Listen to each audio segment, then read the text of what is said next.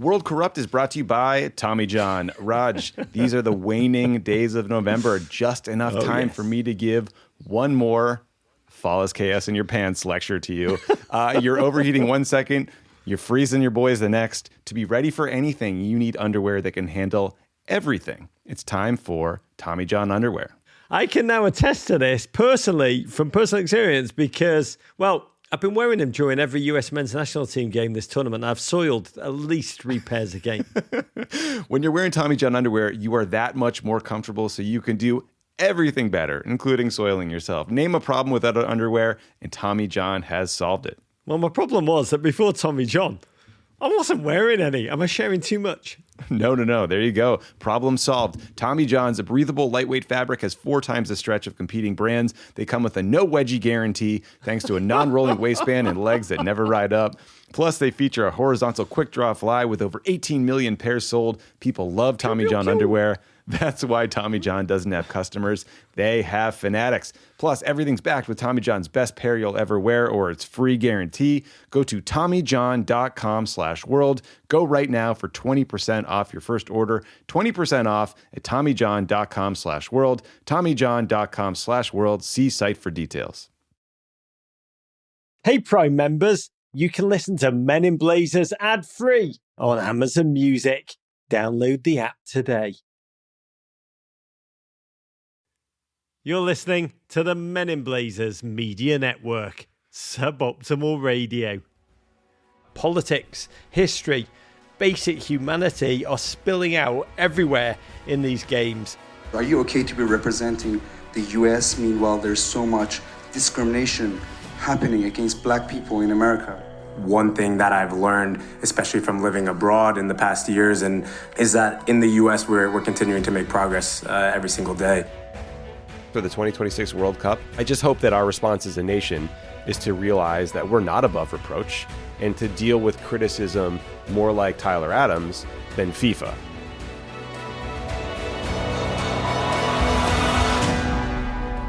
Welcome back to World Corrupt, a podcast about the 2022 World Cup in the only obvious place to host such a tournament, Qatar. I'm thrilled to say that your ears are listening to a podcast that has gone into stoppage time. Yes, this is the 7th episode of what was supposed to be a 6-part mini-series. Yes, it's true, Raj.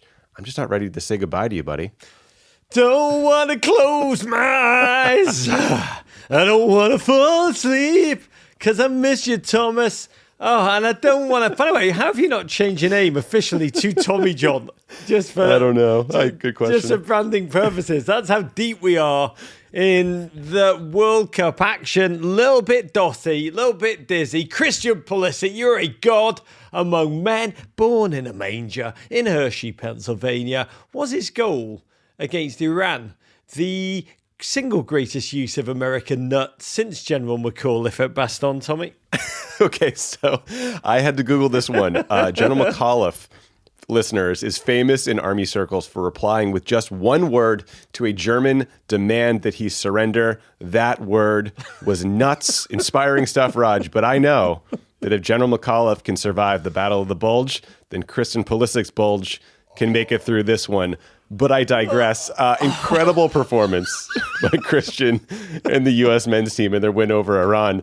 But we'll get to that in good time. And speaking of not getting ahead of ourselves, as I said earlier, this is the 7th episode in our series. If it's your first time listening, we are thrilled to have you, but we would highly recommend you go back to the beginning to hear about FIFA's history, their corruption, Qatar's atrocious human rights record, and the many, many other reasons Qatar should not be hosting the World Cup, and then what teams, players, and fans like us can all do about it. But today, in this stoppage time special, which likely won't last as long as, I have to say this, the extraordinarily random and enormous amount of stoppage time referees are just ad-libbing at this World Cup. We're going to talk about the World Cup coverage, how Qatar has fared as a team in this competition. Spoiler alert, not good. And also as a host, spoiler alert, not good at all. And the political protest free-for-all that's emerged as a result as the tournament rumbles on. The on and off the field competition between the United States and Iran. We'll briefly ponder what it will feel like when the world's eyes are trained on the United States when we host the 2026 World Cup along with Mexico and Canada in just 4 years' time. Tommy, a lot to get through. Are you ready? I'm ready. Eager even, like Cristiano Ronaldo, ready to grab a bag of cash from the Saudi government. But enough about that. If we add any more topics, Raj, we will have to record a penalty kick episode. And if it does go into penalties, got some news for you, Thomas. The Germans, they'll inevitably win. 9. Okay, back to business then. So Roger has been strapped. German Tommy is probably not one of my top 10 favourite Tommies. I got to tell you, that took me by surprise, that 9. So Raj, as you can tell, who are watching him, he's been strapped to a TV like the guy in A Clockwork Orange since this tournament started and has seen every game. And again, Raj, I'm amazed at your stamina. I know what it's like down there in the podcast content mines. The casual listener probably looks at us, they see what we do, and they think, that's not hard. You know what? And they're right. But those Men in Blazers live shows, I know they take a lot of energy and preparation, so I salute you from here. My ability to feast on football, though, was helped enormously by the Thanksgiving week timing. It has gotten to the point where Hannah, my beautiful wife, officially finds it annoying or finds me annoying. How's it all going in your house, Raj? My house I've not really seen a lot of. We have been on tour. We are going from sea to shining sea. We're in the middle of a coast-to-coast tour. We were in, I can't even remember the cities. They're all wonderful. There's like Philadelphia, DC. I think I was just in Austin for several days. Mm-hmm. We're headed to Nashville any minute now. Atlanta, Los Angeles, we're coming for you. And it is a bit insane. The tour aspect, it's like we're like a band on the road, which is grueling in itself. But we are like a band on the road, and because we're responding immediately to the on the field, the off the field, the football, the geopolitics in real time, we're like a band who is writing a new album every bloody night. But the energy, the different cultures, the remarkable cities, just the passion, the joy is what is driving us at this moment. And I will say America has most certainly got and I'm not a doctor, but I diagnose a nasty case of World Cup fever, which is just a joy. It's like a wave that we're surfing. And I do feel, you asked me how is it my house? I've been here for a couple of hours. I got home at 1 o'clock last night. My dog, Martin Scorsese, welcomed me home alone. At 1 a.m, he'd done a massive crap in his cage. It was really the hero's welcome. But I'm now legally married to the World Cup. I even had the Universal Life Church minister do the honours and everything. Luckily, my partner, Vanessa, is proper football. She has watched her fair share, as have all my 4 children. And the tour has meant that they're able to do so in the right spirit in which sport's meant to be enjoyed, and not with me screaming at the television and changing my soiled Tommy John several times a game. I'm not too proud to admit it, starting with the pre-game, if I'm being honest, Tommy. Yeah, I think I'm actually an ordained Universal Life minister myself. I did a wedding once. Anyway, enough about me. I have not watched a lot of the pre or post game on Fox, Raj, in part because I don't want to catch a case of Alexi Lawless. But what have you made of the coverage so far? It's been a touch controversial. It has been a touch controversial. And what's troubled me the most about it is not so much the way Fox have treated their political portion of the competition, but really the fact that they have not covered it at all. And it was Ben Strauss at the Washington Post. He wrote a piece right before the World Cup where he reported that Fox would not touch anything geopolitical. And ultimately, he uncovered that they were doing it for a reason. Reason being Qatar Airways, yes, Qatar's state-owned airline, stepped up to serve as a major sponsor of the network's coverage. In fact, made sure they had enough money to actually take the broadcast over to Qatar, where we're going to do it, I think, from LA. So essentially, our American broadcast content is being underwritten by the Qatari government itself. So Fox have chosen to completely ignore anything even tangentially connected to the geopolitical stories, even the ones that are undeniably and intrinsically linked to the football itself. None of the human rights stories, the armband wars, or even the United States and Iran having such an insane international fracas ahead of their game which we will discuss, where press conferences became conversations about race and inflation in America. And Fox's reporters would do these eerie, instant reactions where they airbrushed out any disharmony. You wouldn't even know anything was going on. Instead, they've kind of chosen to feed us up a steady diet of, and I crap you not, falconry. Yeah. Well, they go to great lengths when they go and watch falcons training. What they training and killing, but then a voiceover comes in and says, "We assure you, no prey was hurt in the making of these films." For real, it's very important to us that the falcon's prey does not get hurt, but we won't mention the thousands of foreign workers who've died to make the whole football thing go off. Isn't this how Pravda in the old Soviet Union used to work? It's got some Pravda vibes. Yeah, it sounds like the Falcons were just like playing tag in the desert with the little creatures they impale with their talons. That's how this I'm goes. not going to hurt you. I'm just going to kill you. So, Rod, I had admittedly had very low expectations for Fox. That was because David Neal, the executive producer of Fox's World Cup coverage, told journalists back in October that he viewed issues like Qatar's treatment of migrant workers to be, quote, ancillary to the story of the tournament, and said they would not be part of Fox's coverage. I did not, though, expect them to veer into literal infomercial territory. I was waiting for these guys to start trying out different types of blenders or juice-o-matics or whatever. Fox, ShamWow! The ShamWow. Fox has been getting a lot of grief for one softball interview one of their hosts did with Hassan Al-Thwadi, the Secretary General of Qatar's World Cup Supreme Committee. Topics in the interview included, "Thank you for this beautiful set, Mr. Secretary General."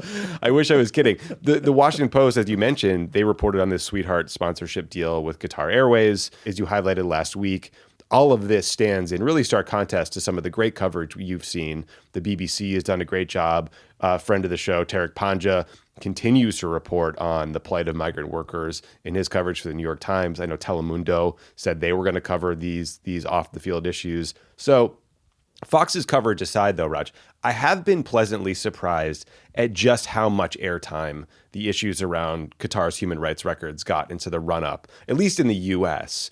I get the sense, people I talk to, it seems like there's a widespread understanding that Qatar was a bad choice to host this tournament for a variety of reasons.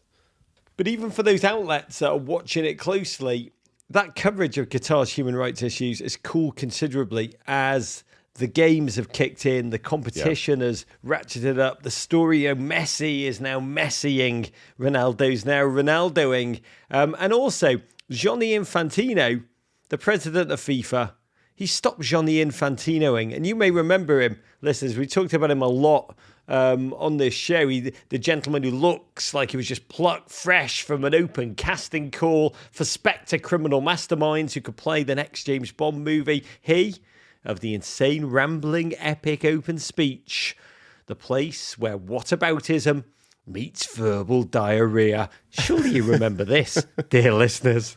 Today I feel Qatari. Today I feel Arab. Today I feel gay. Today I feel disabled. Today I feel a migrant worker.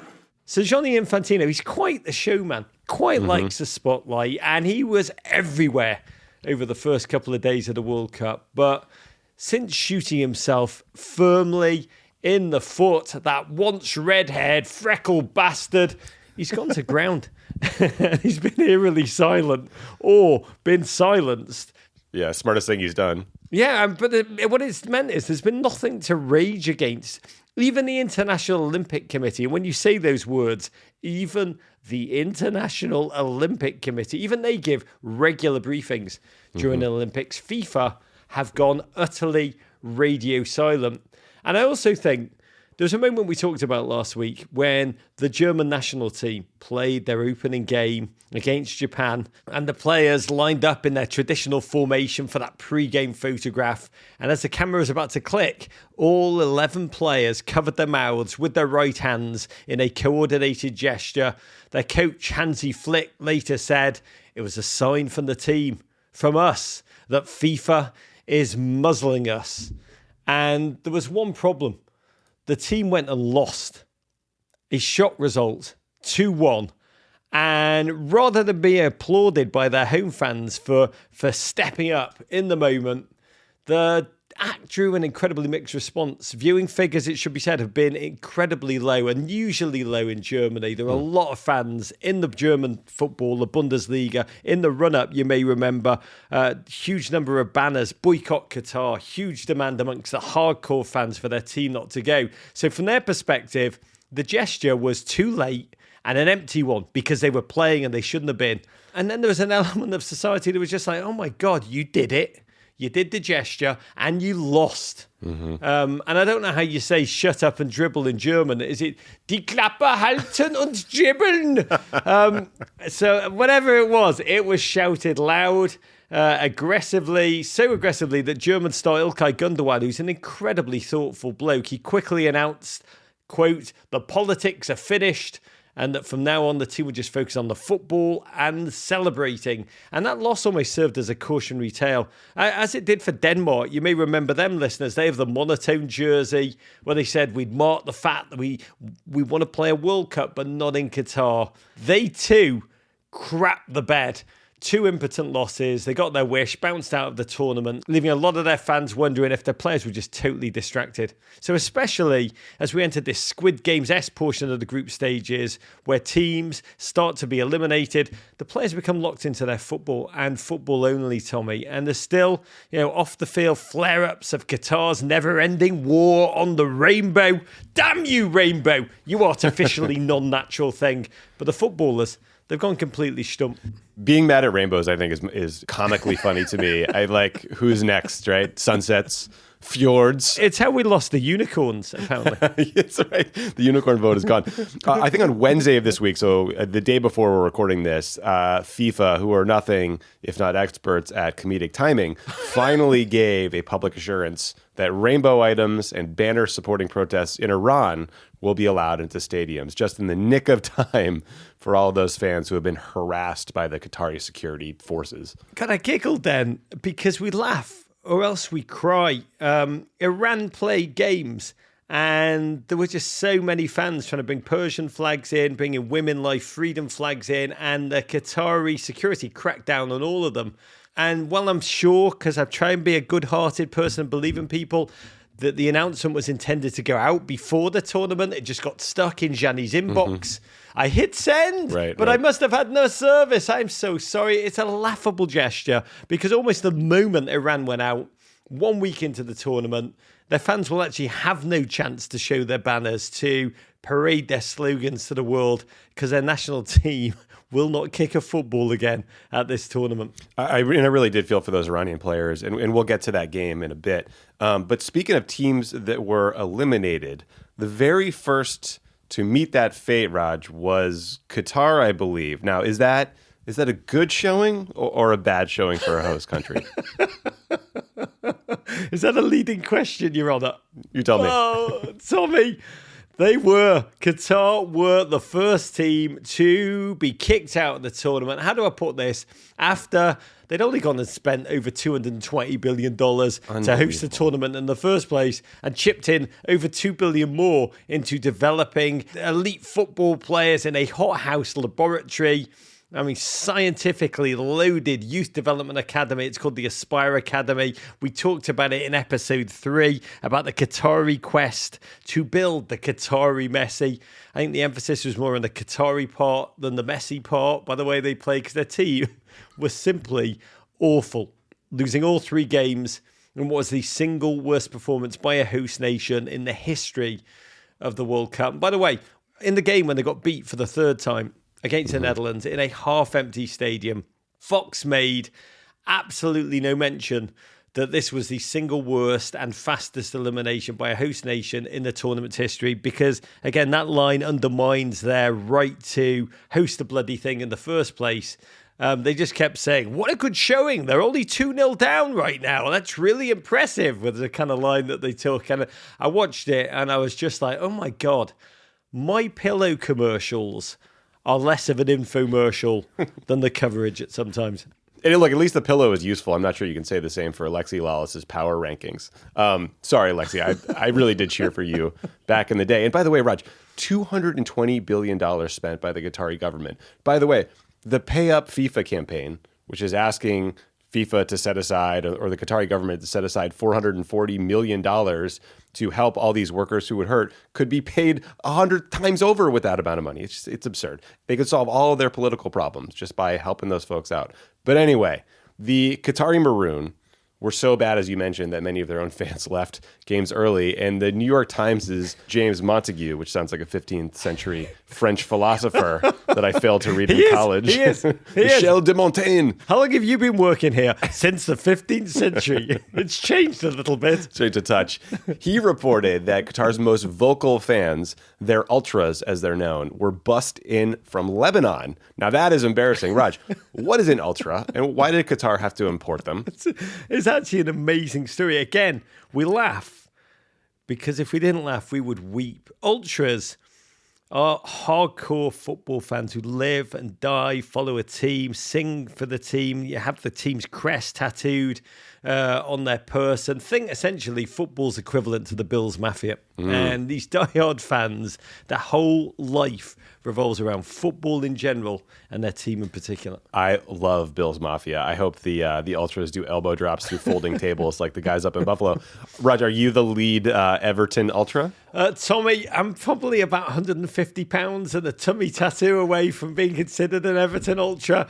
I don't know that a Tracy Chapman tattoo is going to do it, pal. That's not going to cut it for you here. Oh, mate, you should see when I'm about to get into a fight at the game and I just lift up my shirt and they see that Tracy Chapman first album cover tattooed on my belly, the way they quake and charge away in fear. But this is not about me. This is about Qatar. It's lack of fans. It's lack of a footballing tradition, which we've talked about throughout the show. They don't have these types of fans. There is not...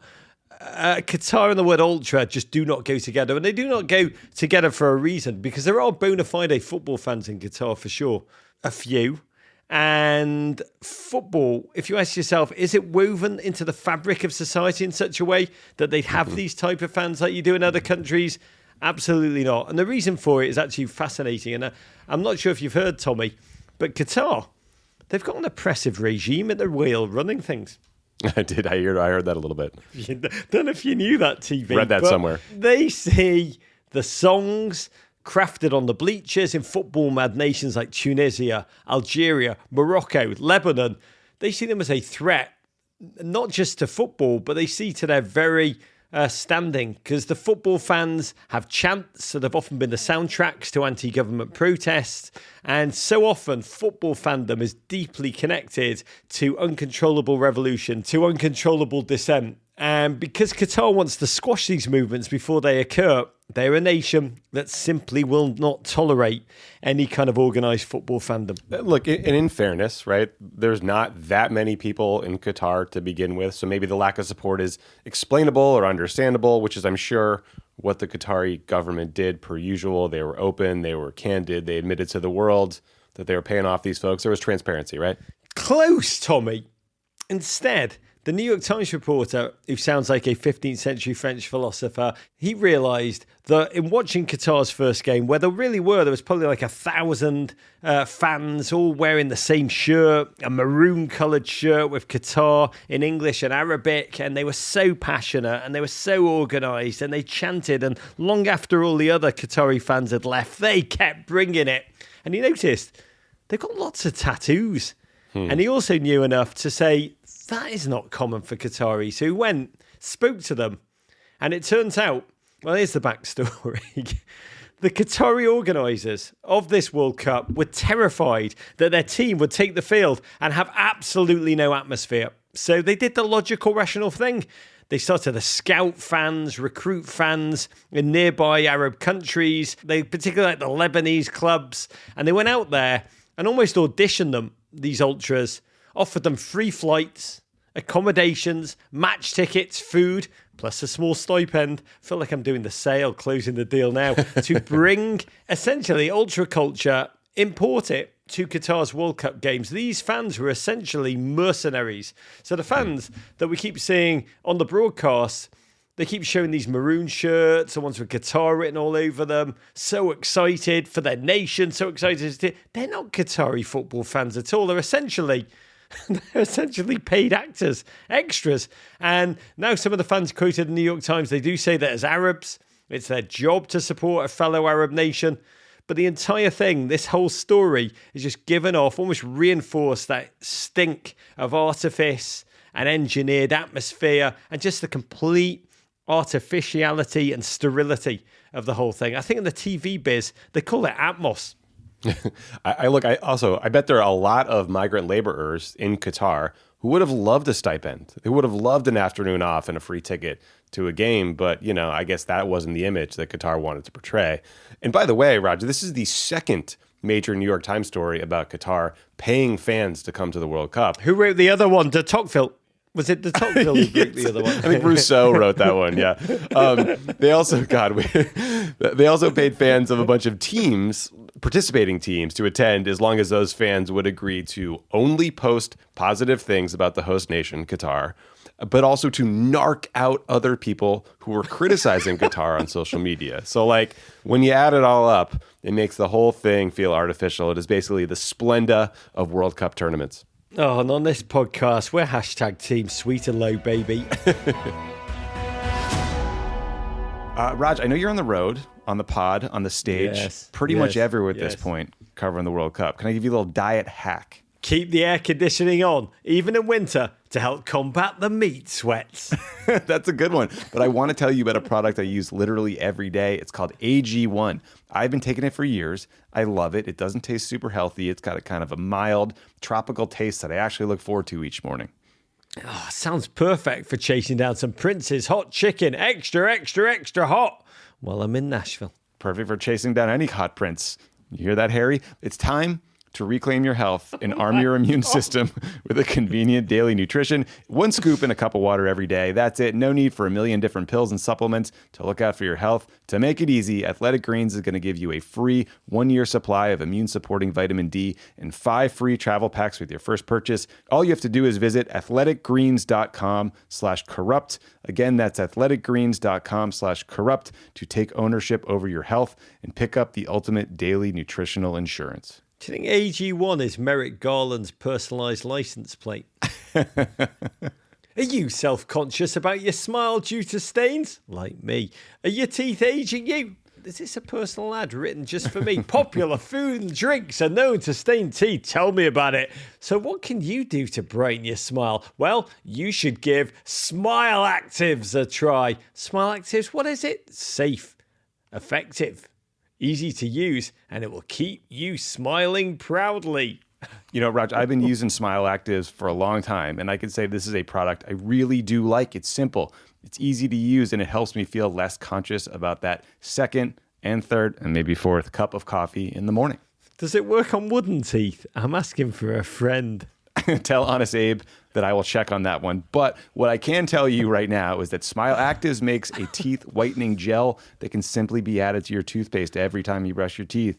No change in your routine, no extra time, yet people will start commenting on your whiter, brighter smile in just days. Smile Actives is the whitening boost your favorite toothpaste needs to give you the smile you deserve. Visit smileactives.com/corrupt. Go today and you receive a special buy one, get one free offer and free shipping and handling. That's smileactives.com/corrupt. Despite Qatar's attempts to control almost every aspect of this tournament from the very start, from their remote control clouds that they promised would block out the sun, to Qatari ultra fantasy camp, and despite Gianni Infantino's pleas to stick to the football, this tournament's really spiraled because once European ministers realised that they could turn up in the official boxes wearing rainbow armbands that the players were not allowed to wear and that no one could stop them, the Qataris themselves got involved. They counter armbands. Several of them turned up featuring pro-Palestinian designs at the Japan-Germany game. And from that moment on, the genie just seems to have leapt out of the bottle at this tournament. The political messaging, the symbolism, it's just never been more omnipresent than at this World Cup. Politics, history, basic humanity are spilling out everywhere in these games. And it sometimes feels that we're in a global whataboutism standoff fought with armbands at high noon, at which the football is really just a fleeting diversion. I love that, a global whataboutism standoff. But Raj, I think literally the first time I ever talked to you, you said that during the World Cup, each country's history and their politics takes the field with the players. And I thought at the time, that's a pretty good line. I think I'm going to steal that later, pass it off as my own. Sounds smart for once. But I don't think I realized just how true it was and just how present those histories would feel until I started watching this tournament. I mean, during the Germany-Japan game, all I could think about was that this was like an all-Axis powers matchup, and I was waiting for Italy to storm the field somehow and also get beaten.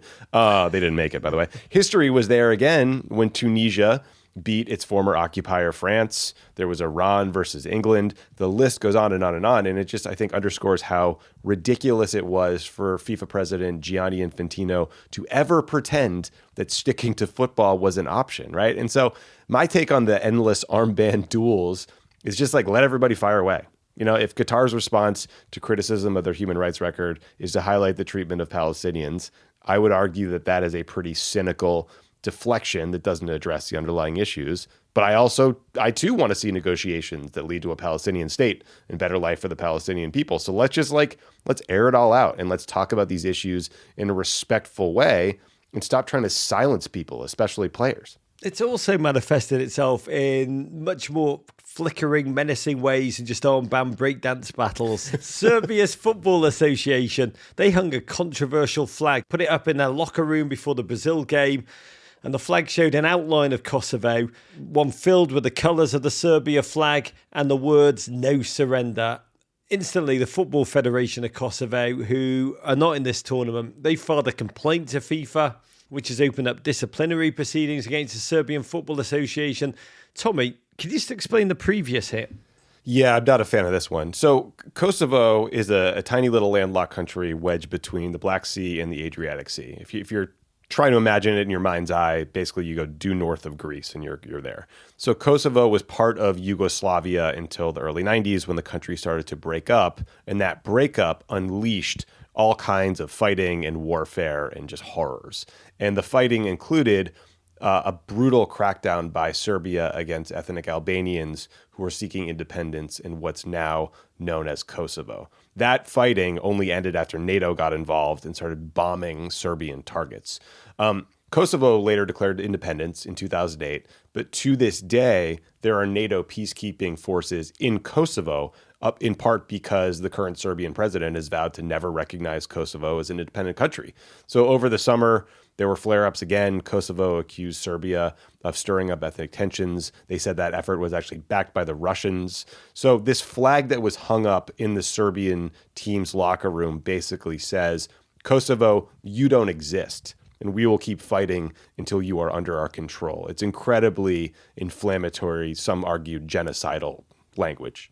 There's another instance which really laid me low, also from the Balkans, but also hitting slightly closer to home, as it involved a beautiful, beautiful bloke, the Canadian goalkeeper, Milan Borjan, who those of you who have watched this lovable Canadian collective will know is a sweet, sweet bloke who has a penchant for wearing sweatpants and not just shorts, and occasionally pulls on a hood that just adorbs because it makes him look very slightly like Cornholio from Beavis and Butthead. And Borjan was born in Croatia, in an ethnic Serb region that was part of the conflict that split the former Yugoslavia in the 1990s. And Tommy, I'm going to need you to bring us up to speed on this. Yeah, listen, unfortunately, Raj, this incident dates back to that same Pandora's box of horrors that was opened up by the breakup of Yugoslavia. Borjan is an ethnic Serb, but his family lived in a town in Croatia that was mostly populated by Serbs. You know, there were little enclaves, sort of ethnic enclaves all around the region.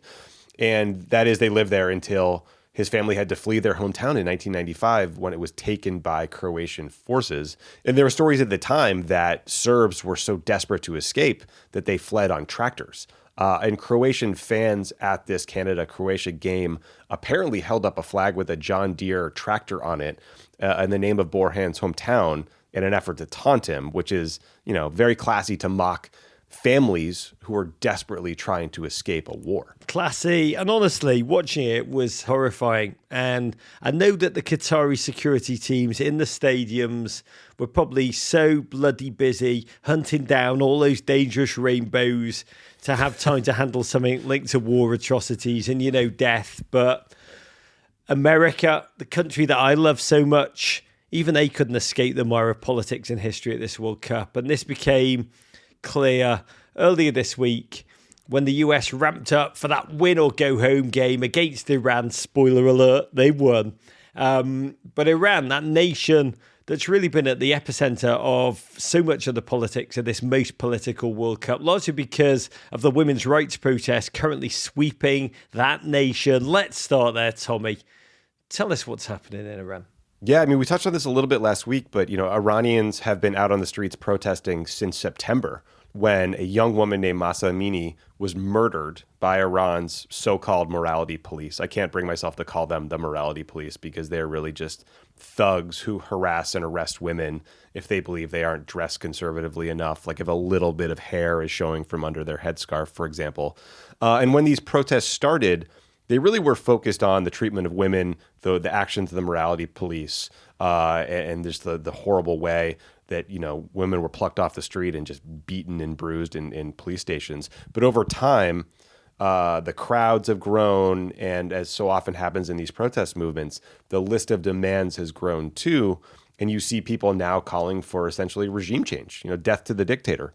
And in response, the government crackdown has been absolutely brutal. I've seen estimates of over 16,000 protesters arrested. Hundreds have been killed, including children. There's no doubt that those are undercounts, and the true scope of what has happened is not known to us. But, it's really an extraordinary moment in Iran's history. And at this World Cup, we've seen the Iranian players refuse to sing their anthem in their opening game against England, which, watching it, was so unbelievably moving, an act of true courage as the regime seeks retribution against dissenters. And CNN actually reported that the regime then threatened their families. And so half-hearted anthem singing continued before their games from that point on.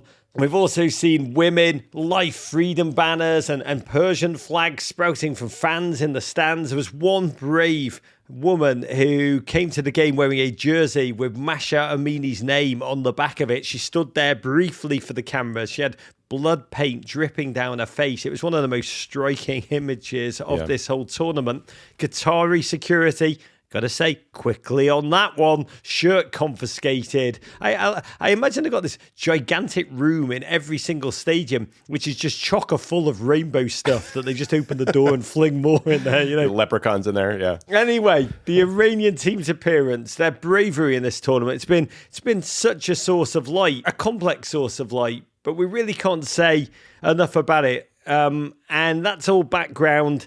Brace yourself, listeners, to the lead up of the United States game, which was a must-win for the US. And in the run-up, someone in the US men's national team social media crew stepped in a pile of Pulisic in a post that went out across their platforms.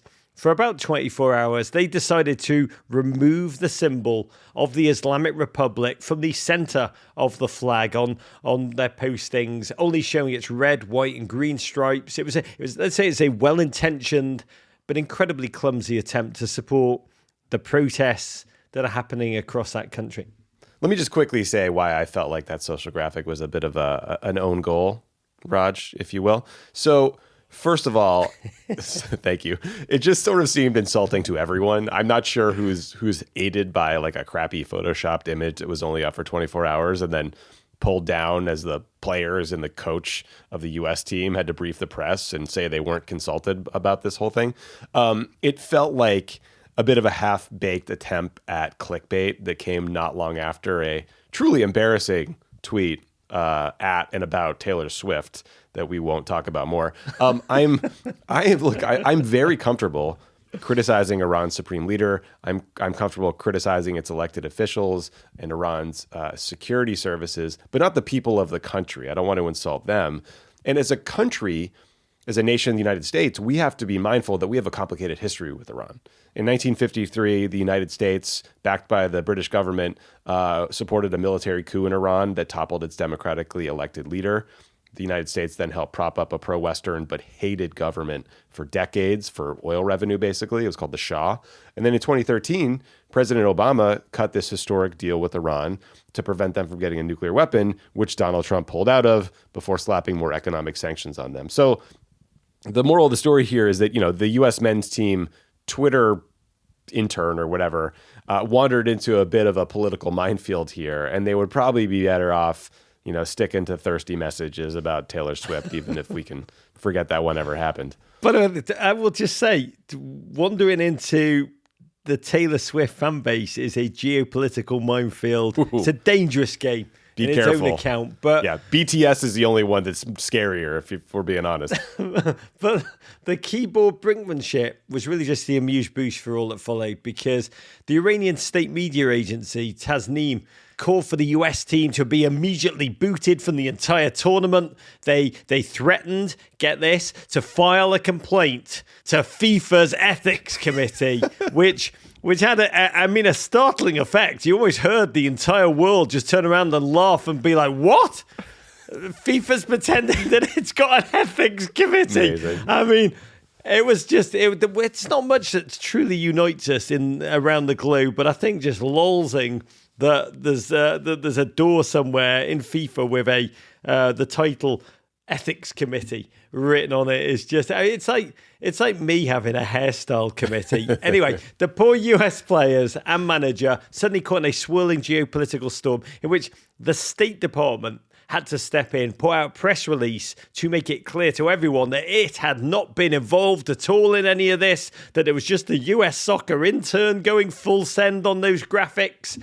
And it would get worse for the United States boys, because the pre-match news conference held ahead of the game Monday.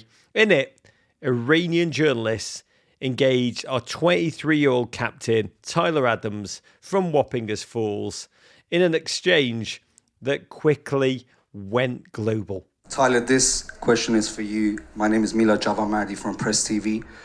First of all, you say you support the Iranian people, but you're pronouncing our country's name wrong. Our country is named Iran, not Iran. Please, once and for all, let's get this clear. Second of all, are you okay to be representing a country that has so much discrimination against black people in its own borders? And we saw the Black Lives Matter movement over the past few years. Are you okay to be representing the US? Meanwhile, there's so much discrimination happening against black people in America. My apologies on the mispronunciation of your country. That being said, there's discrimination everywhere you go. One thing that I've learned, especially from living abroad in the past years and having to fit in different cultures and kind of assimilate into different cultures, is that in the U.S. we're continuing to make progress every single day through education. I think it's super important. Like you just educated me now on the pronunciation of your country. So it's a process. I think as long as you see progress, that's the most important thing. Oh, can I just say, Tyler Adams, he and I have done a podcast together all year on his journey to the World Cup. And I'd like to think that I obviously played no small role in preparing him to deal with idiotic questions and arseholes, because I've asked him as an arsehole lots of idiotic questions for the past 12 months. But in all seriousness, this was, to me, whatever happens in the World Cup, the greatest American men's World Cup moment of 2022. It was incredible, humanly, how Tyler handled this, right, Tommy? Can you think, let me ask you this, can you think of a single politician who would be able to handle a situation like this with such calm, with such intelligence, with such humility? No, probably not. I mean, look, a couple thoughts on this. One, growing up with the last name Vietor, which was mispronounced an infinite number of ways, Vietor, Vietor. I never really understood people getting all upset about mispronunciations, but that's fine, Roger. We lesson learned. Iran, we'll fix it going forward.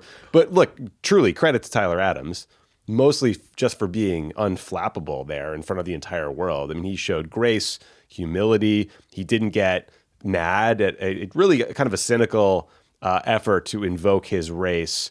And he answered the question in a way that was honest and real and not defensive. And I walked away feeling like, that's my captain. By the way, when you went to the When I Grew Up, I thought you were going to reveal that you were once bullied as a freckled redhead. I'm glad that we didn't have to hear about that pain. But I will say, to have so much poise at the age of 23 is just unbelievable. And it was at that moment right there that no matter what happened in the game, I felt like Tyler Adams had just won the World Cup. And Iranian journalists, on the other hand, they then proceeded to launch into the most ridiculous line of questions I've seen at a footballing press conference in a long, long time, including some fired at our manager, Greg Berhalter, whom they started to ask about inflation in the United States. And this one, my personal favourite, Tommy, they asked Greg Berhalter, manager of the US men's national team, why he'd not pressured the United States to remove a naval warship from waters near Iran. Tommy, Greg's a gent who still has yet to come up with an effective corner kick routine. So this was a little bit farcical, but I need to know, who are these reporters? I love that so much. Coach Greg, why won't you get the USS Harry S. Truman out of the Strait of Hormuz? It's a fair question. So these reporters, let's do the air quotes here for those who are watching at home. They were from Iran's Press TV, I believe. And the thing to know about Press TV is they are not press. Even the name is Orwellian. It is state-run TV. I believe they are the only organization legally allowed to broadcast radio and TV in Iran. And Press TV is owned by an organization who is run by a guy directly appointed by the supreme leader of Iran. So they take orders from the top. We used to have to deal with these guys all the time back at the White House. There was an old Russian dude who pretended to be a reporter when everybody knew he was a spy. None of us ever saw him file a story, Raj. It wasn't like a great cover. But yeah, it's a real pain. Is his name Piers Morgan? That's way too harsh. We don't want to clean up another international incident here that will be handed to Tyler Adams. Basically, Iranian Press TV guys, they are propagandists, right? So they are more Sean Spicer than Wolf Blitzer, if you get my drift. Yeah, Wolf would never, Tommy. But Tommy, you've worked in that White House when all this is going down. A social media post gone awry that gets the attention of the Iranian government. Iranian reporters asking Triple G, Greg Berhalter, about US military strategy. You know, gunboats. One tiny tweet, and suddenly, like I just imagine like gunboats rotating their direction of trajectory. What happens at an actual diplomatic level? Yeah, I mean, look, the State Department got asked about this. I mean, and I would all but guarantee that the person who has my old job at the White House and the National Security Council, they did too. I know that CNN reported that they asked State if they had coordinated on the graphic with the men's soccer team. They had not. But like when those questions come in, you actually have to run that question up the chain through the bureaucracy, and you have to make damn sure there was no coordination, maybe at a lower level that senior leaders weren't aware of, and have your facts straight. Because if you're wrong, this could turn into an even bigger conspiratorial mess. And I can tell you from experience that little things like this stupid Photoshop job can become big problems internationally quite fast. God, I would have loved if the State Department put out a press release just saying, we didn't have anything to do with this, but for the love of God, Berhalter, can you play Gio Reyna for more than 7 minutes? I will say, Tommy, throughout this series, our producers have been giving me not so subtle hints in the ad reads that they give me. Teeth whitening solutions, gut health solutions. I'm just waiting for Maury's witch read to round it all out. But this next one is a subject about which I know you do and I feel deeply passionate. It's about mental health. Damn right, Raj. This show is sponsored by BetterHelp Online Therapy. Unfortunately, life doesn't come with a user manual, so when it's not working for you, it's normal to feel stuck. Therapists are trained to help you figure out the cause of challenging emotions and learn productive coping skills. It's the closest thing to a guided tour of the complex engine called you.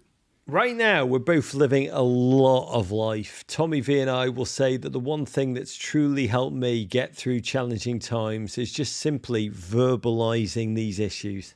It really does help, and BetterHelp has connected over 3 million people with licensed therapists. It's a convenient, secure, and accessible anywhere. It's 100% online. You'll get unstuck with BetterHelp. Learn more and save 10% off your first month at betterhelp.com/worldcorrupt. That's BetterHelp, HELP.com/worldcorrupt.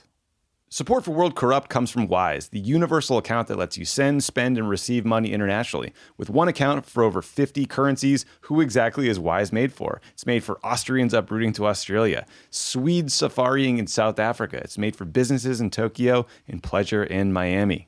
It's made for grown men who can never remember where they put their credit card. Oh, that hits home. They never have cash and can never get their iPhone. Why has it been following me to register on the stupid electronic pay everywhere? Why do they make it so hard? Sounds like you got some stuff you could work on, Raj. But here's why Wise would be great for you. It's made for people without borders. People who believe that using your money should be easy, even if life gets complicated. You see, with Wise, you always get the mid-market exchange rate with no markups and no hidden fees, helping you save on currency conversion wherever your money takes you. Wise, it's the account that's made for the world. Join 13 million customers and learn how the Wise account could work for you at wise.com/crookedworld. That's wise.com/crookedworld. If you'd like another podcast to listen to, we'd suggest Men in Blazers or Pod Save the World. But if you want another podcast to listen to, please check out We Didn't Start the Fire. It's a skip and a trip around the history of the post-war world. But here's a twist, because each week's topic is decided by Billy Joel in his #1 hit song, We Didn't Start the Fire. It sounds like a better choice than Piano Man. By the way, Piano Man is a podcast about Davey, who's still in the Navy. Bad news for you, Davey. You probably will be for life. Okay, we could do a bad Billy Joel jokes all day long, and I luckily stopped singing. But this podcast is actually fascinating. They're just called jokes. It goes through all the significant post-war moments, from presidents to the Cold War to celebrity scandals. We're talking North Korea, Stalin, Einstein, Nixon, Marilyn Monroe. A lot of people don't know that Hula hoops. Stalin and Marilyn Monroe dated briefly. Hula hoops, absolutely right, Raj. It leads all the way up to the why. By the way, I love Billy world Joel. is like it is today. I do. Billy Joel. I love him. He's great. It's fantastic. Check it out. Search for We Didn't Start the Fire in your podcast app now. And go deep on Mr. Billy Joel. What I want to know is, where does all this leave us, Tommy? An event, the World Cup, which is meant to be filled with joy, global connectivity, meaning, but so rife, occasionally rancid, to be honest, with politics, and fast becoming even more political, because we love a bit of a recency bias at Men in Blazers. It is a currency in which we trade regularly, but this World Cup, it's been political before. Remember back in episode 1, we talked about Mussolini's 1934 World Cup, 1978, run by the Argentinian junta. And of course, 2018, Vladimir Putin's World Cup. But this is most certainly the single most overtly political World Cup I have experienced. And if we thought this one was political, projecting forward, what does that say about the next one? Which is, Tommy, I've just forgotten where it is for a second. Can you remind me? Right here, the U.S., Mexico, Canada. We actually, Los Angeles, Raj, we're going to get some games at SoFi Stadium. I'm very excited. Already planning where I'm going to sit, how I'm going to get there. I hope you can come visit. Oh, Stan Kroenke sitting there watching on like the Emir himself. And already journalists, European-based journalists, are pondering what that may look like after a mass shooting at Virginia that left 6 people dead. The New York Times' Tariq Panja, a gent who, as we mentioned earlier, he's covered this World Cup so bloody brilliantly. He quote tweeted a news report about the shooting, and he said, these are his words. He said, such a regular occurrence there that it's now expected. Host of the 2026 World Cup wouldn't blame fans if they felt anxious about these events when thinking about whether or not to attend, end quote. And Tommy, that tweet, the foreign policy questions for Greg Berhalter, all of it got me thinking, what will the World Cup in our nation be like? What policy issues, both foreign and domestic, will serve as the sidecast to the football? Will we be the ones who have to prepare for the criticism? Will we be the ones who have to prepare for the scrutiny? So your question is basically, what will Fox not be reporting on? It's a lovely day here in Los Angeles. Yeah. Yeah. So look, Tariq is absolutely right. I mean, frankly, it's probably good for us to occasionally pause and try to look at ourselves from an outside perspective because, I don't know, maybe we could learn something. And you know what? Like teams, players, fans visiting the U.S. for the 2026 World Cup, they will have every right to be concerned about the fact that you can buy and walk around with a machine gun in this country. I mean, that is nuts. It is shameful. And the fact that we haven't done anything about it is shameful and deserves criticism. As that exchange with Tyler Adams showed, I'm sure critics will bring up America's history of slavery and Jim Crow and the systemic racism that still exists in this country to this day. That is a completely valid critique. I would not be at all surprised, Raj, if the pro-Palestine armbands make another appearance. Countries criticize the U.S. support for Israel. You can imagine calls from Latin American teams for the U.S. to apologize for the CIA's meddling in South and Central America during the Cold War. The list goes on and on. The point is, it's coming. And I just hope that our response as a nation is to realize that we're not above reproach and to deal with criticism more like Tyler Adams than FIFA and not trot out some greasy jerk like Gianni Infantino to run interference for us and try to silence people, right? Like freedom of speech is the core of who we are and should be the value that we are projecting at all times.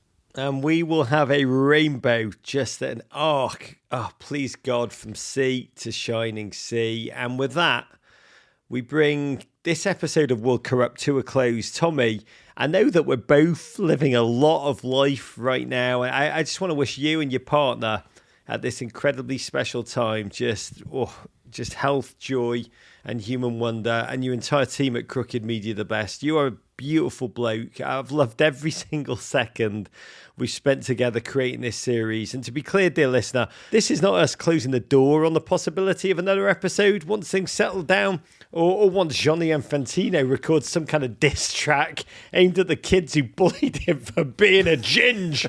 But for now, everyone at Men in Blazers just wants to send you, and you in particular, Tommy, big love and courage. Thank you, buddy. I've truly loved doing this show with you. Your team over at Men in Blazers is extraordinary.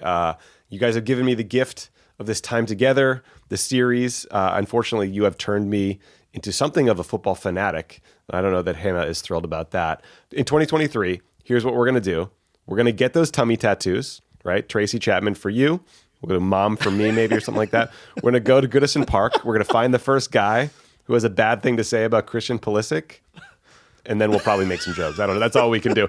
But jokes aside, I sincerely do hope that we can link up again when the football is over. We can yap one more time about all the things we learned and loved and hated about this tournament. But until then, lots of love to you, Vanessa, your kids, your dog, and all the listeners who went on this journey with us. I'm grateful to all of you. And one last word. I'll say whatever happens when our boys take the field against the Netherlands, one of the few teams in this tournament that we have no geopolitical beef with whatsoever. It's just a joy to watch them. The men and the women who represent the United States, a diverse, eclectic, kinetic squad of wonder.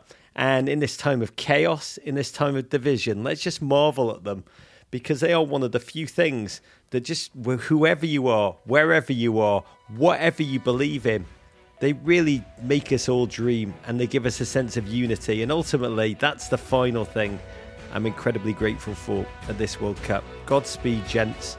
Courage.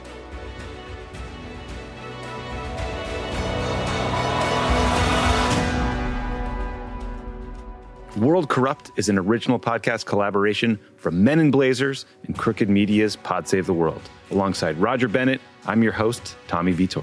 The executive producers and writers of World Corrupt are me, Roger Bennett, my great friend Tommy Vietor, and Men in Blazers Jonathan Williamson, who incredibly edited and sound designed the episodes. A bit like Phil Collins, drumming and singing at the very same time. He's a talented man. From the Crooked Media side, our executive producers are Michael Martinez, Sandy Gerard, and Giancarlo Bizzarro.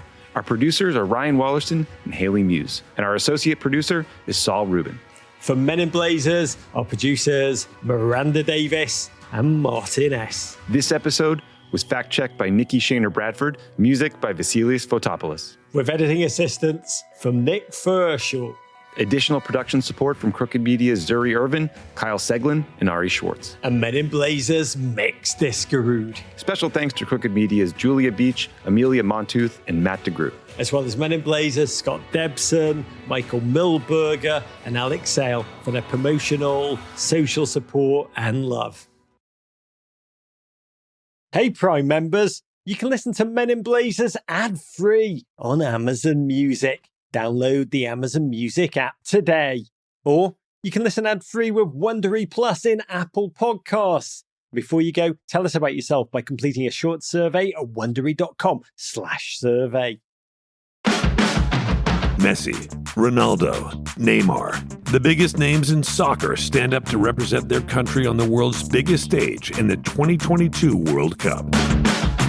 Soccer fanatic Will Arnett here, and on my new podcast with Amazon Music, Back of the Net, I cover every goal, every upset, every dramatic moment of the world's most watched soccer tournament with my co-host, NFL great Marshawn Lynch, aka Beast Mode, and World Cup champion Samantha Mewis. We'll give you an unfiltered look at the electric atmosphere brought on by soccer fans from all over the world.